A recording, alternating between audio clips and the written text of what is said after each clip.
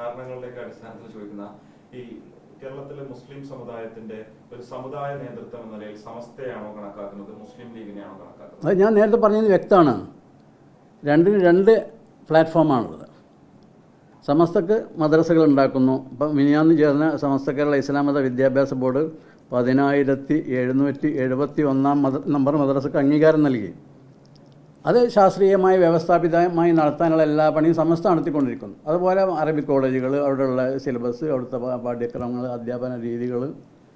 അതേസമയം മുസ്ലിം ലീഗ് നേരത്തെ സൂചിപ്പിച്ചതുപോലെ തന്നെ മുസ്ലിങ്ങളുടെ അസ്തിത്വ സംബന്ധമായി, സാംസ്കാരികമായി, വിദ്യാഭ്യാസപരമായി, ഭരണപരമായി, പിന്നെ നിയമ അസംബ്ലിയിൽ, പാർലമെൻറ്റിൽ, അതുപോലെ പഞ്ചായത്തിൽ ഒക്കെ ഉള്ള കാര്യങ്ങൾ, അത്തരം കാര്യങ്ങളൊക്കെ ആണ് സമസ്ത കേരള ഇസ്ലാം മത വിദ്യാഭ്യാസ ബോർഡല്ല, പിന്നെ മുസ്ലിം ലീഗ് ശ്രദ്ധിച്ചുകൊണ്ടിരിക്കുന്ന ആ രംഗത്താണ് പ്രവർത്തിച്ചുകൊണ്ടിരിക്കുന്നത്.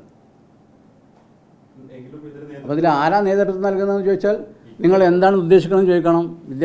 മതവിദ്യാഭ്യാസ രംഗമാണോ സമസ്തയാണ് നേതൃത്വം നൽകുന്നത്?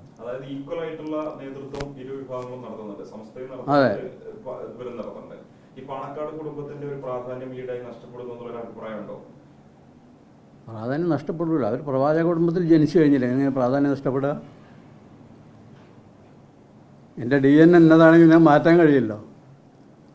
അതിസങ്കീർണമായ ഓപ്പറേഷൻ ഉണ്ടോയെന്ന് അറിയില്ല.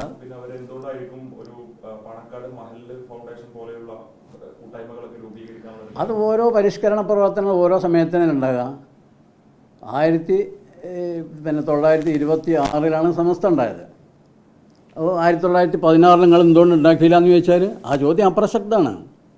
1951 വിദ്യാഭ്യാസ ബോർഡ് ഉണ്ടായി, 41 എന്തുകൊണ്ട് ഉണ്ടാക്കിയില്ല എന്ന് ചോദിച്ചാൽ ഇങ്ങനെ ഓരോ പരിഷ്കരണ പ്രവർത്തനങ്ങളും ഓരോ നവോത്ഥാന സംരംഭങ്ങളും ഓരോ കാലത്ത് ഓരോ സമയത്ത് ഉണ്ടാവും.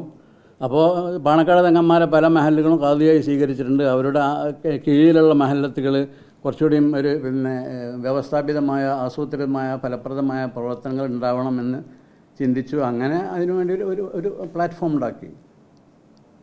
സമസ്തയും അതിനൊരു വിരോധമില്ല. വൈരുദ്ധ്യാധിഷ്ഠിത മഹല്ലവാദമല്ല അത്. നേരത്തെ ഉണ്ടായിരുന്ന പാണക്കാട് തങ്ങൾമാരെ പോലെ ഹൈദരലി തങ്ങൾ സമസ്തയ്ക്ക് ഏറ്റവും വേണ്ടപ്പെട്ട നേതാവായിരുന്നു. അതിന് മുൻപുണ്ടായിരുന്ന മുഹമ്മദ് അലി ശിഹാബ് തങ്ങൾ ഉൾപ്പെടെ. ഇപ്പോൾ പാണക്കാട് സാദിഖ് അലി ശിഹാബ് തങ്ങൾ സമസ്തയുടെ യുവജന വിഭാഗം നേതാവാണ്. പ്രധാനപ്പെട്ട ആ ചുമതലയിലേക്ക് അദ്ദേഹത്തെ കൊണ്ടുവരുന്നില്ല. അതിന് സമസ്തയിലെ ഒരു വിഭാഗത്തിന്റെ താല്പര്യമാണെന്നൊരു വിമർശനം വിഭാഗത്തുണ്ട്. കൊണ്ടുവരുന്നില്ല, നിങ്ങളുടെ സ്റ്റേറ്റ്മെന്റ് ശരിയല്ലല്ലോ. അല്ല, ഒരു വിഭാഗത്തിന്റെ വിമർശനം. ഒരു വിഭാഗം, നേരത്തെ പറഞ്ഞ വിഭാഗമാണ്, ഒളിയം പെയ്യുന്ന ആൾക്കാരാണ്. അവർക്ക് സമൂഹത്തിലും സംഘടനയും ഒരു അസ്തിത്വമില്ല. ഞാൻ പറയാണ്, ഞാൻ സമസ്ത പ്രവർത്തകനാണെന്ന് പറയാണ്, ഞാൻ SKSF-കാരാണെന്ന് പറയാണ്. SKSF-ന് ഭരണഘടന ഉണ്ട്. ആ ഭരണഘടനയിൽ അതിൻ്റെ ഉദ്ദേശ ലക്ഷ്യങ്ങളുണ്ടോ അതനുസരിച്ച് പ്രവർത്തിക്കുകയും പണ്ഡിതന്മാരുടെ നേതൃത്വം അംഗീകരിക്കുകയും ഉപദേശ നിർദ്ദേശങ്ങൾ ഫലപ്രദമായി നടപ്പാക്കുകയും ചെയ്യുന്നവരാണ് ആ സംഘടന ആൾക്കാർ. SKSF ആണെങ്കിലും SYS ആണെങ്കിലും സുന്നിമാല ഫെഡറേഷനും ഒക്കെ അങ്ങനെ തന്നെയുള്ളത്. ഒരു ലളിത സത്യമാണ്. ഏറ്റവും അവസാനമായിട്ട് ഈ KSMS നടത്തിയ വളരെ വ്യാപകമായുള്ള പ്രചാരണം, നാളെ തെരഞ്ഞെടുപ്പ് വരുന്നുണ്ട്.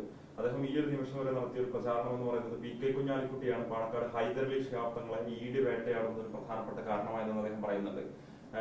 അവരുടെ ഫണ്ട് അവിടെ നിക്ഷേപിക്കുന്നു ചന്ദ്രികയുടെ അക്കൗണ്ടിൽ. അതിന്റെ പേരിൽ തങ്ങളും കുഞ്ഞാലിക്കുട്ടിയിൽ തർക്കം ഉണ്ടാകുന്നു. പിന്നീട് കുഞ്ഞാലിക്കുട്ടി ലോക്സഭാ അംഗത്വം രാജിവെച്ച് നിയമസഭയിലേക്ക് മത്സരിക്കാവുന്നതിൽ തങ്ങൾക്ക് അതൃപ്തി ഉണ്ടായിരുന്നു. അദ്ദേഹം അത് പരസ്യമായി പ്രകടമാക്കുന്നു. അതിൽ കുഞ്ഞാലിക്കുട്ടിക്ക് കൃത്യമായ ഒരു വിദ്വേഷം ഇദ്ദേഹത്തിനോട് ഉണ്ടായിരുന്നു. അതിനെ തുടർന്നാണ് ആ സംഭവങ്ങളൊക്കെ തന്നെ ഉണ്ടായിരുന്നതാണ് ഹംസ പ്രചരിപ്പിച്ചത്. അങ്ങനെ ഒരു വിലയിരുത്തൽ അങ്ങ് ഉൾപ്പെടുന്ന സമസ്തയിൽ ഒരു ഭാഗത്തിനുണ്ടോ?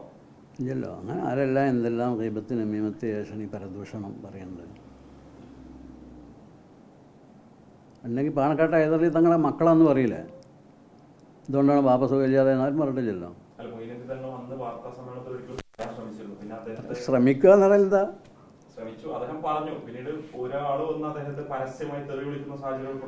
പറഞ്ഞാൽ അങ്ങനെ ഉണ്ടാവും. അത് വേറെ വിഷയം. ഞാൻ പറഞ്ഞ പൊതു സ്വഭാവമാണ്, സമൂഹത്തിൻ്റെ പൊതു സ്വഭാവമാണ്. അനാവശ്യമായ കാര്യങ്ങൾ പറഞ്ഞാൽ അതിന് ഉപരോധം ഉണ്ടാവും അവിടെ. അതൊക്കെ ആരെങ്കിലും ഹംസ പറഞ്ഞ് പിന്നെ കുഞ്ഞാലിക്കുട്ടി ചെയ്തത് അതിനെപ്പറ്റി നമ്മളിവിടെ ചർച്ച ചെയ്തിട്ടുണ്ടോ? ഇവിടെ അതിൻ്റെ ചോദ്യം ചോദിക്കാൻ പറ്റുമല്ലോ. ആയിരുന്നു.